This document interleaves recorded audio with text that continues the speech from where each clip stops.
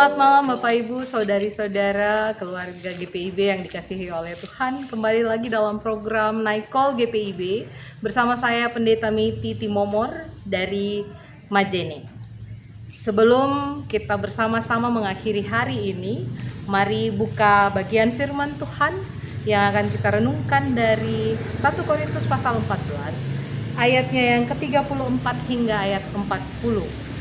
Sebelumnya, mari kita satu di dalam doa, kita berdoa. Dalam kasih karunia Tuhan, kami boleh mengakhiri hari dengan segala aktivitas yang sudah kami lalui. Dan sekarang kami mau membaca dan merenungkan firman-Mu sebagai bentuk syukur kami atas penyertaan Tuhan sepanjang hari ini. Karena itu ya Tuhan Allah, bersabdalah, kami telah sedia mendengarkannya. Amin.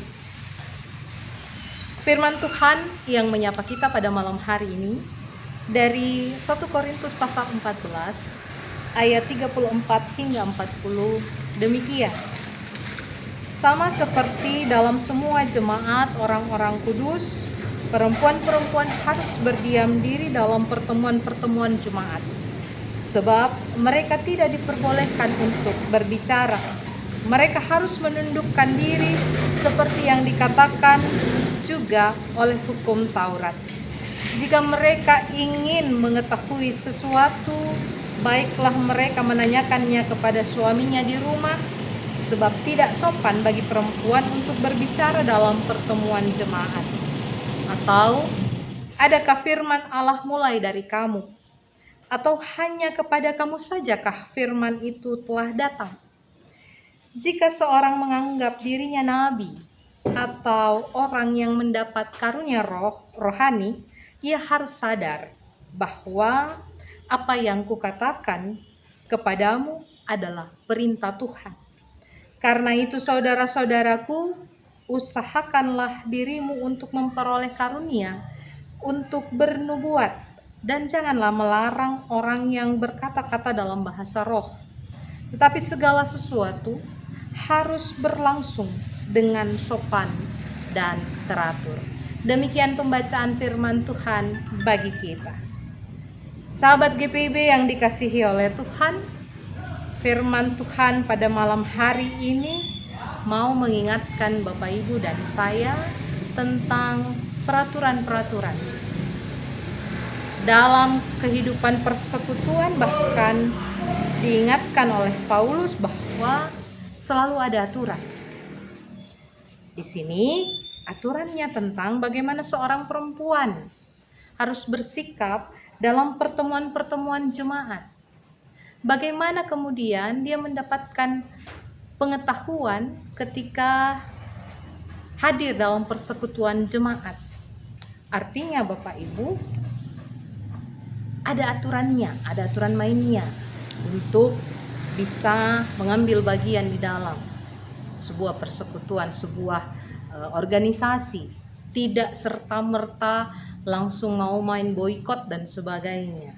Ada aturan, dan aturan itu dibuat untuk mendatangkan damai sejahtera. Seperti yang dikatakan di ayat 33 bahwa Tuhan itu tidak menghendaki kekacauan, tetapi damai sejahtera. Damai sejahtera diinginkan supaya semua boleh berjalan dengan teratur. Ayat 40 bacaan kita mengatakan, tetapi segala sesuatu harus berlangsung dengan sopan dan teratur. Karena itu ada aturan. Dalam kehidupan rumah tangga pun ada aturan, yang walaupun boleh dibilang tidak tertulis, tetapi secara tersirat itulah yang selalu dilakukan.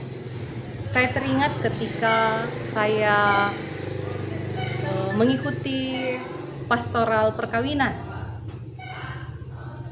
Pendeta Adrian Pitoy bertanya sama saya, di rumah kamu ada aturan-aturan apa saja? Aturan yang berlaku dalam rumahmu seperti apa? Nah, aturan-aturan itulah yang kemudian juga harus kau perkenalkan kepada suamimu supaya ketika dia masuk dalam rumah, dia tidak jadi kagok dan ikut dengan baik aturan-aturan yang ada. Dan ketika aturan itu kita ikuti dengan baik, maka tentunya damai dan sejahtera itu akan menjadi bagian dalam kehidupan rumah tangga kita. Sepanjang hari ini kita sudah mengikuti aturan-aturan yang berlaku dalam masyarakat, dalam dunia kerja. Pada malam hari ketika Bapak Ibu dan saya hendak mengakhiri hari, maka aturannya adalah bagaimana kita menyerahkan hidup dan kehidupan kita kepada Tuhan. Sehingga besok pagi ketika Bapak Ibu dan saya bangun, maka kita bisa melaksanakan apa yang Tuhan kehendaki dalam hidup ini. Demikian firman Tuhan buat kita. Sekali lagi Bapak Ibu, ada aturan, karena itu aturan harus diikuti, dan aturan itu tentunya akan mendatangkan berkat ketika kita melakukannya dengan sukacita. Selamat malam, selamat beristirahat. Tuhan Yesus memberkati. Mari kita satu di dalam doa, kita berdoa. Dalam kasih karunia-Mu ya Tuhan Allah, kami sudah mendengar firman. Dan ketika kami hendak beristirahat, kami mempercayakan hidup dan kehidupan kami ke dalam tangan pengasihan Tuhan. Biarlah Tuhan mau memulihkan segala kondisi kami, sehingga kami boleh menjadi lebih baik ketika besok pagi kami boleh bangun dengan tubuh yang penuh keberkatan. Seluruh hidup dan kehidupan kami serahkan hanya ke dalam tangan pengasihan. Dalam kasih Tuhan Yesus Kristus kami berdoa. Amin.